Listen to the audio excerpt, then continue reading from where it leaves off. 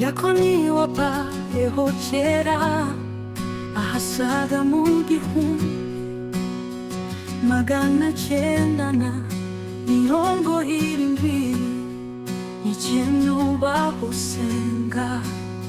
Imana ishimwe yo yakoze umurimo ukomeye igatanga Yesu, umwuka wayo wera n'umuhamagaro watangijwe n'akabango basambanza na Filipo na bagenzi babo bace, waragutsuragura ubyara amatorero.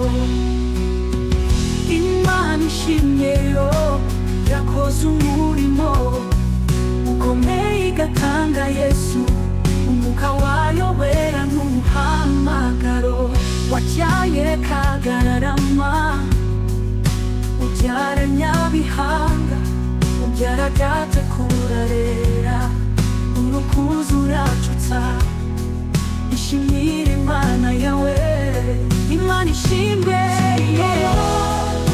yakoze umurimo ukomeye igatanga Yesu, umwuka wayo wera n'umuhamagaro watangijwe n'akabango basambanza na Filipo na bagenzi babo bace, waragutsuragura ubyara amatorero.